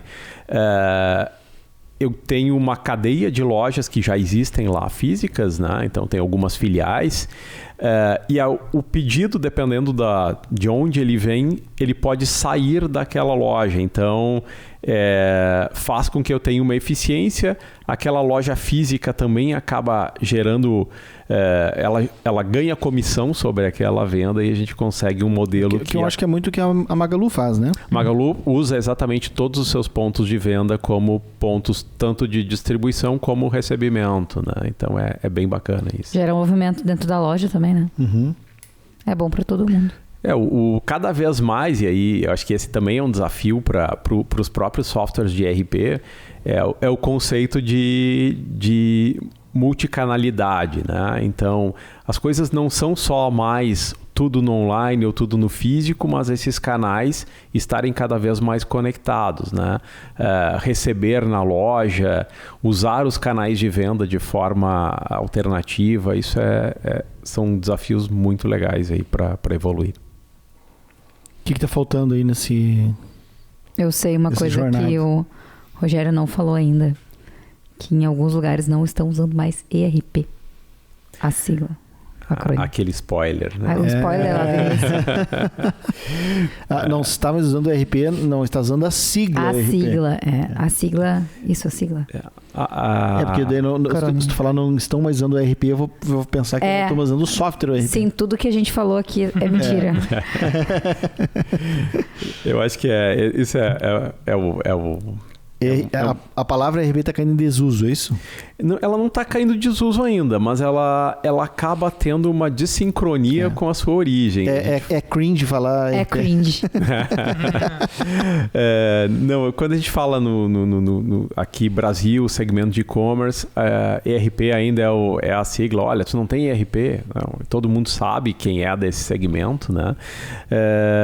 Mas teve um movimento, surgiu nos Estados Unidos isso, de que o estigma da sigla ERP para o mercado americano são exatamente esses softwares bastante grandes, vindos lá dessa época mais monolítica, né?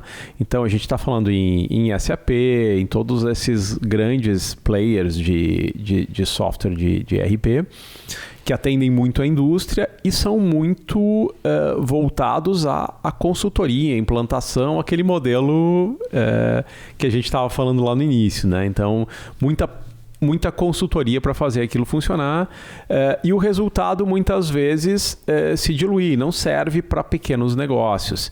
E aí quando a gente vai para o digital, é muito mais amplo do que o conceito clássico de ERP, porque a gente está falando nesses diferentes canais de venda, diferentes formas de colocar esses produtos e adaptar lá na ponta para que eles sejam compatíveis, né? A gente estava falando mais cedo sobre a dificuldade de a gente compatibilizar nos canais de venda, porque... por exemplo, Mercado Livre entende que aquele produto deve ser exposto de uma forma. Lá na Magalu é diferente. Entender essas nuances, essa conversão aí, é um trabalho gigante. E aí a sigla veio muito de que ERP é muito chão de fábrica, né? E o que está acontecendo nessa nova revolução é que isso são... plataformas de operações digitais. E aí veio uma sigla nova que é DOP, ou seja, Digital Operations Platforms. E essas plataformas, elas conhecem muito mais os canais digitais, que tem uma série de nuances. E isso não é tão trivial. Grande parte do sucesso desse tipo de solução, então desse ERP para e-commerce ou desse DOP, né, é conhecer essas dificuldades e essas transformações que precisa ter para canais digitais. A gente fala desde vender em WhatsApp ou no Mercado Livre, né? E cada canal coloca o que é mais importante para a visibilidade daquele produto. A gente colocou situações, por exemplo, que eu estou vendendo um produto na minha loja, tá tudo certo, por exemplo, mas no Mercado Livre eles exigem que aquele produto tenha algumas variações que para mim não faz sentido, mas eu tenho que conseguir fazer essa tradução aí para que o consumidor final simplesmente o produto esteja disponível lá na página de compra para ele. E como é que nasceu a Tiny? Tu tá nessa aí há quanto tempo? O que tu fazia antes? Como é que veio a ideia de criar um software para resolver esse problema? Bacana.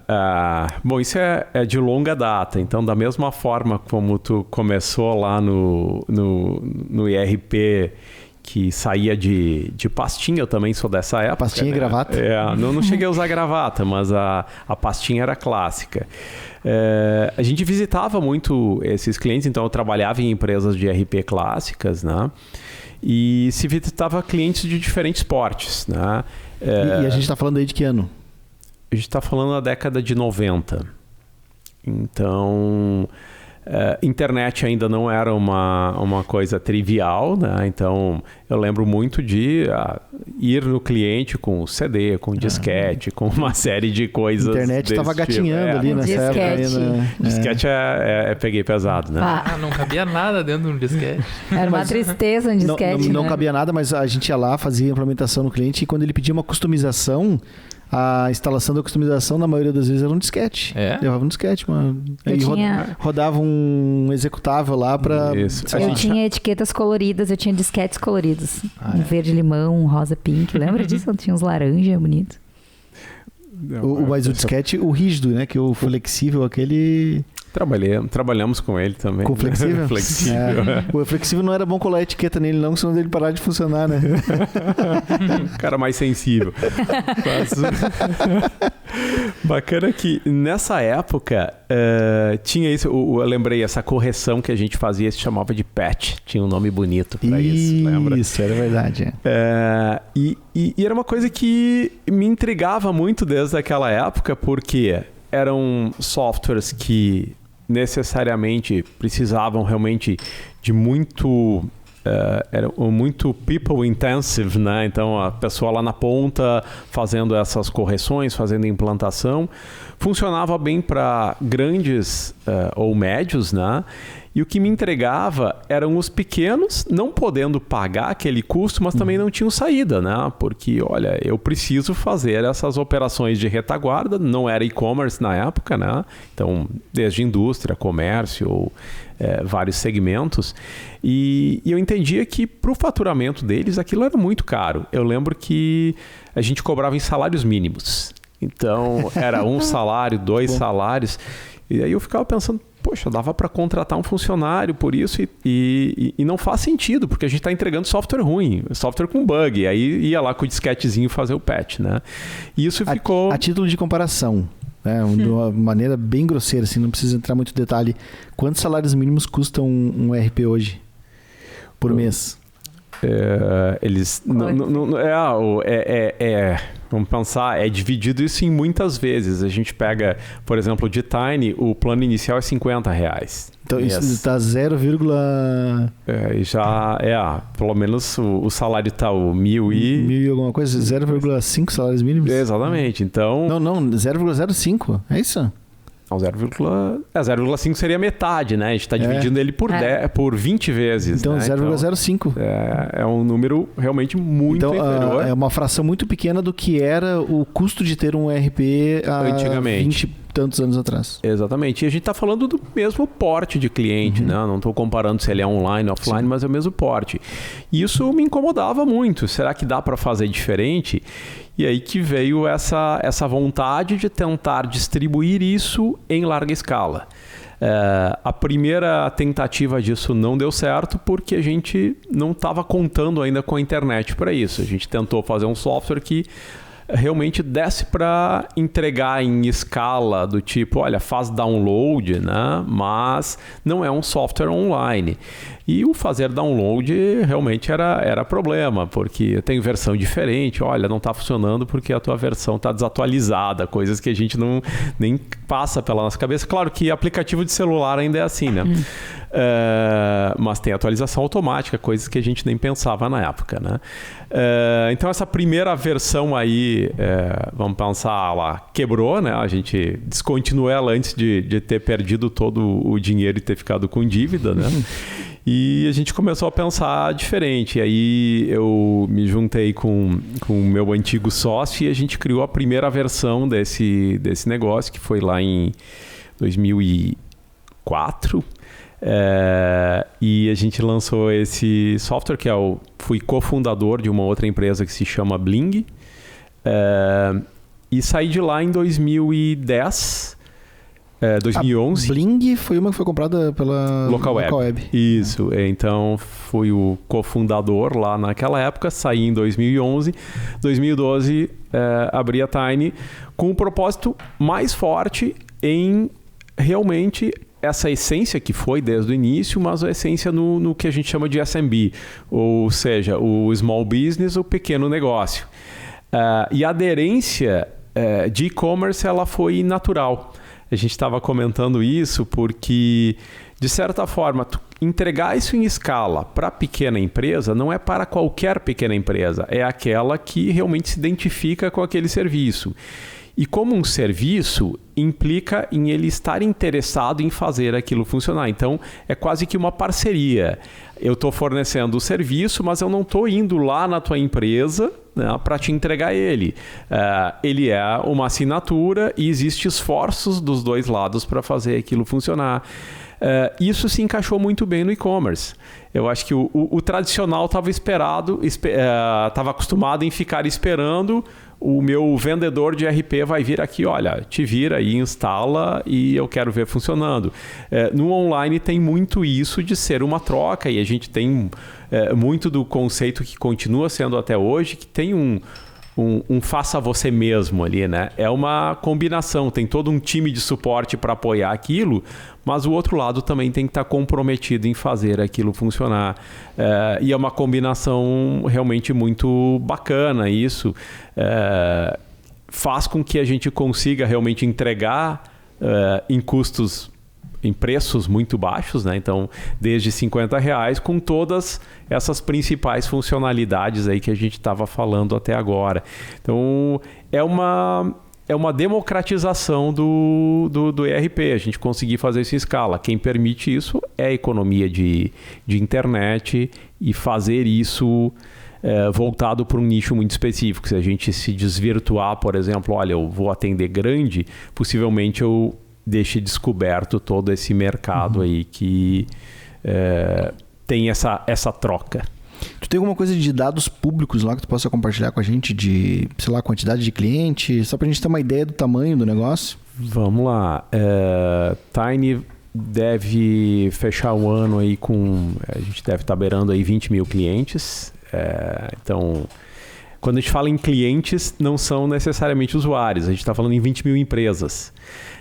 Então, a gente pode multiplicar isso aí pelo número de pessoas que usam aí o software lá dentro de cada empresa. Então, é muito comum aí a gente online aí 40, 50 mil usuários simultâneos, né? Então, a gente está falando em volumes realmente grandes. Isso dá alguns milhões aí de transações por mês de... Existem aí, são duas coisas que a gente computa.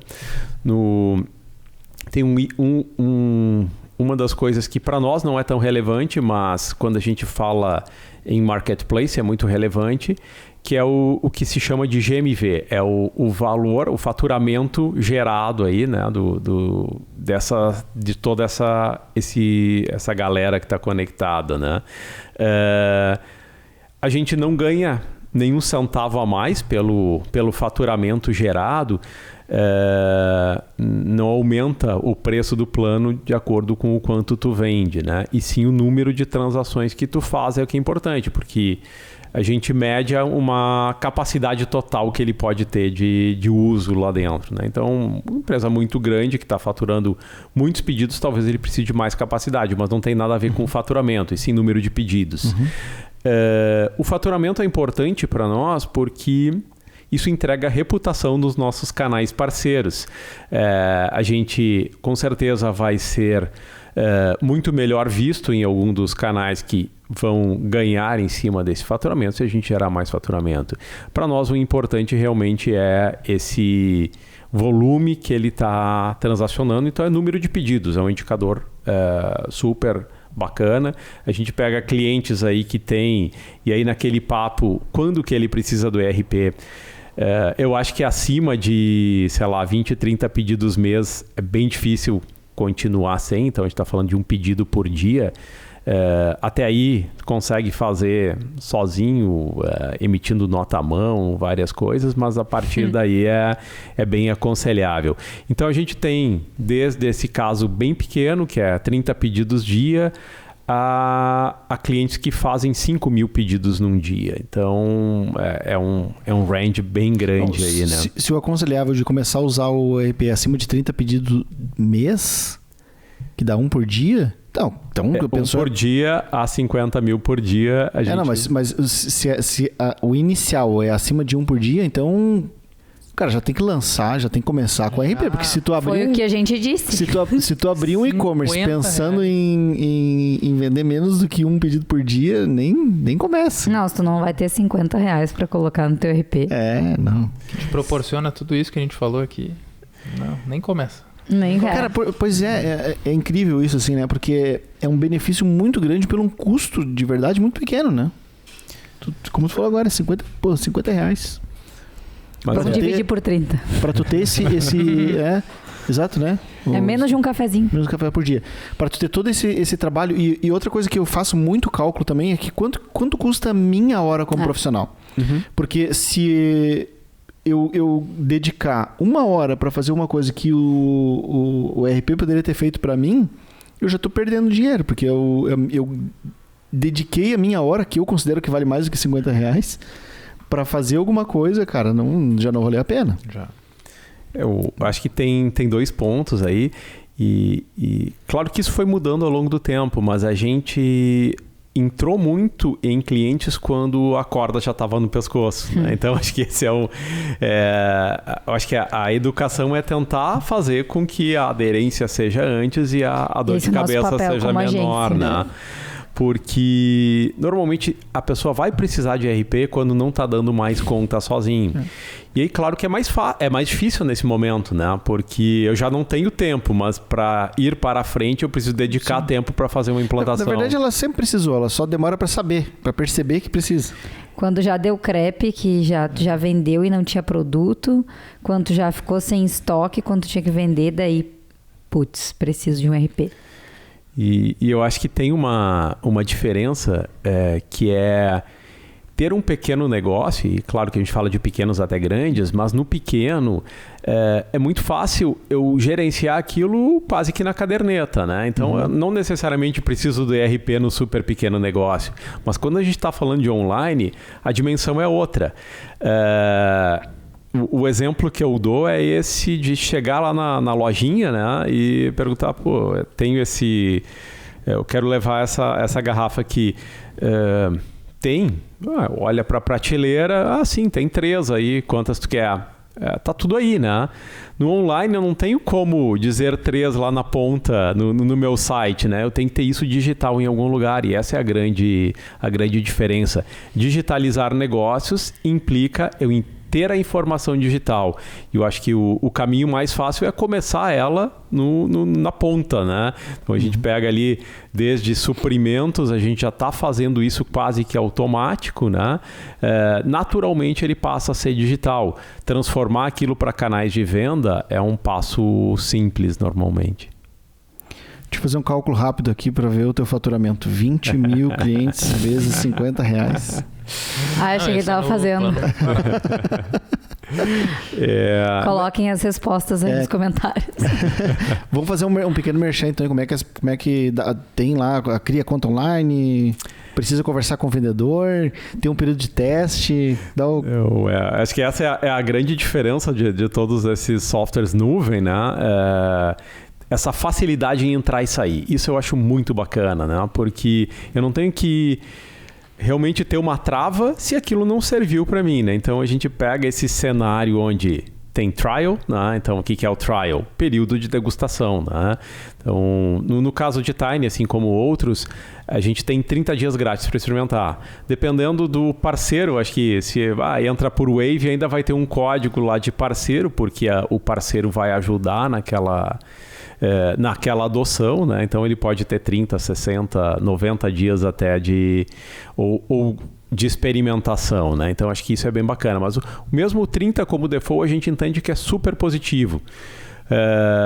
Uma coisa que eu falo bastante é que a gente não quer vender o que não é capaz de entregar. Então, esse período do outro lado saber resolver o meu problema nos deixa muito mais tranquilo no resto da jornada, né? Então, existe uma degustação com todos os requintes de quem é cliente. Usa o mesmo suporte, resolve os mesmos problemas, não tem nenhuma diferença nesse período. Então, acho que trial é uma coisa muito importante. É quase que aquele conceito tem muito de software que é o sandbox, não sei se vocês já ouviram falar. Sim. O sandbox é o quê? A caixa de areia, né? Então é para fazer, é o que o gato faz ali, né? Então a gente pode Nunca fazer... tinha pensado nisso. É isso. A gente pode fazer a bagunça que a gente quiser nessa sandbox, terminou os 30 dias, eu posso dizer, olha, cancela essa conta, eu vou criar outra agora, é de verdade, agora é para valer. Então isso também é uma coisa bacana de se fazer. Eu testo, coloco um monte de situações hipotéticas aí, vou bagunçar à vontade, essa é a minha caixa de areia, né? E depois eu crio uma conta de verdade. Acho que isso é bem legal. Aprende daí sem medo, né? Exato, porque essa questão de será que eu posso mexer aqui e ali? Não, faz o que tu quiser, né? Então ganha essa segurança e agora é momento, vamos colocar os dados quentes aqui, vamos criar a conta de verdade e não tem nenhuma restrição para isso. Então acho que é deixar essa liberdade que eu falo tanto de entrar como sair. Também posso ter passado esses 30 dias, resolvi contratar. Durante, sei lá, um ano aquilo funcionou bem, depois eu resolvi que, olha, não preciso mais, ou fechei meu negócio, ou estou indo para uma outra solução, sai da mesma forma que entrou, né? Então, facinho. Bem fácil. Mas como é que é? O endereço do site, redes sociais, quer saber mais? Tiny.com.br, então tem muito cliente nosso que chama de Tiny, a gente não se importa com isso, porque... Desde que contrate, pode chamar como quiser. O que importa é a conversão. Isso. tiny.com.br, contratação online, então SaaS clássico, né? Quero experimentar, degustação à vontade. Também fico super à disposição para responder qualquer dúvida, pode ser pelo meu LinkedIn, RTSari, ou também qualquer contato lá no site chega até mim. Eu já estava levando para o final aqui, mas me veio na cabeça uma pergunta que eu acho que é bastante pertinente. A gente está passando, não sei se até se já não está acabando o período que tinha de prazo para os pequenos e-commerce começarem a emitir nota fiscal eletrônica. Então tem muito lojista pequeno de um caixa único lá que precisou começar a emitir nota fiscal. E o Tiny atende esse tipo de cliente também? O cara que tem um frente de caixa lá e para vender produto e poder emitir nota fiscal eletrônica? Sim, a gente tem dois modelos de nota fiscal. É o nota fiscal eletrônico, que a gente diz que é o modelo 1, que é esse que a gente recebe aquela DANF grande quando vem do e-commerce, né? É uma nota fiscal eletrônica, ela tem a DANF, o seu XML, e no caixa, uma vez a gente dizia que era o cupom fiscal, né? A gente acho que se chama ainda de cupom, né? Acho que sim, só que é uma nota fiscal consumidor. Então ela é uma NFC-E, nota fiscal consumidor eletrônica. Ela é exatamente igual àquela nota grande que a gente recebe das compras, né? Só que ela é para consumidor final. Então os dois casos são possíveis. A gente diz que essa parte, não falamos antes, mas é o PDV, né? O ponto de venda. Porque os negócios não necessariamente são só digitais. A gente entende que o físico e o digital devem conversar. Então, no ponto de venda, ele tem sim aquele modelo checkout tipo supermercado e sai a nota fiscal consumidor e que não necessariamente precisa ser impressa, né? Hoje em dia dá para compartilhar lá para o celular, no WhatsApp. Ele tem um QR Code de validade daquilo. ou a nota fiscal de transporte, que o e-commerce precisa disso porque toda transportadora só vai transportar o teu produto se tiver a nota fiscal. Então, são esses 2 cenários aí. Ótimo. Então, para quem está nos ouvindo, a gente acabou focando muito no e-commerce aqui, mas para quem está nos ouvindo, tem um negócio local, quer testar, quer conhecer a ferramenta, é só lá se inscrever e vai conseguir usar igual. Isso mesmo. Show de bola. Jonathan, e a Wave? wavecommerce.com.br, no Instagram, @wavecommerceoficial. Segue a gente lá, tem bastante material. Agora a gente está focando em materiais muito interessantes aí para Black Friday. Então segue a gente, acessa o site, contato também lá. Eu me diverti muito com aquele story da Luísa na Black Friday. Tem vários. A gente tá de 10 em 10 dias até a Black. A gente vai postar vídeos TikTokers bem legais, divertidos. Mas também a gente está trazendo o throwback desde a data do ano que foi lançado a Black em 2010. Aqui então, no Brasil, né? Aqui no Brasil, de 2010 até 2021, né, que vai ser a nossa Black agora. A gente vai trazer também todos os episódios do que foram marcadas aquelas Blacks. Então, a gente lá no perfil da Wave, a gente atende 2010 e 2011. Então, a gente vem vindo até 2021, trazendo todas as histórias, as coisas que deram certo e outras nem tanto nas Blacks por aí, que a gente já conhece, né? Que o pessoal que fez o podcast com o Jonathan, que foi a Lizzie e o Noal, trouxeram já. Então, a gente traz aquilo ali em cards. E também, já vou dar um aviso, que dia 9 a gente vai fazer o lançamento do nosso guia de Black Friday. Então, 9 de setembro. 9 de setembro, uhum. E 9? Desculpa, 16, adiamos. 16 de setembro vai estar, então a gente vai ter uma live com a Venda, plataforma Venda, e com o Felipe da Web Continental. A gente vai trazer um guia prático de várias coisas legais que a gente tem que trazer na Black. Então, dicas do que fazer, o que não fazer, coisas bem práticas, rápidas de planejamento, porque a Black Friday não começa em novembro. Isso aí, muito bom. Só para recapitular, esse guia porque tem o guia e tem a página. Sim, a gente também vai ter o lançamento de uma página interativa. Essa página interativa, ela está em parceria com a Clear Sale, After Sale e com a Venda. Com a Venda. Isso. O primeiro é Links mais Web Continental. Isso aí, é Links, tá? Da guia. Me confundi. É que a gente está fazendo vários materiais agora de Black. Desculpa aí, pessoal. Como é que é? Surra de material. Surra de material. Então vamos... vai ter várias coisas legais ali. E também nos vídeos a gente vai compartilhar como que tu faz para calcular tua curva A. Então vai ter várias coisas legais ali no Insta da Wave e no LinkedIn também. Legal, show de bola. Galera, obrigado. Antes da gente encerrar, deixa eu só fazer um grande pedido aqui para tu dar um like nesse vídeo se tu gostou do nosso papo. Deixa teu comentário aqui embaixo também dizendo o que tu achou e compartilha isso com alguém. Quem tu conhece aí que precisa emitir nota fiscal, né, através do RP, quem tu conhece tem um e-commerce, está precisando controlar melhor lá as coisas, como elas funcionam, manda esse conteúdo para essa pessoa, tenho certeza que vai ajudar. Eu aprendi muito aqui, tenho certeza que tu também. E se inscreve no canal aí para não perder mais papos como esse. Todas as quintas-feiras eu publico um episódio novo aqui, sempre com alguém muito legal.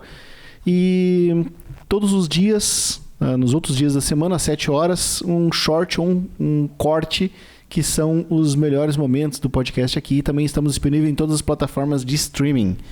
Se inscreve e compartilha isso, porque eu preciso fazer esse negócio crescer aqui, ganhar dinheiro com... Quero virar um youtuber. Eu não sou youtuber ainda. Eu preciso ganhar dinheiro para ser youtuber. Olha aí. Galera, muito obrigado para vocês e para vocês que estão nos assistindo. Até semana que vem.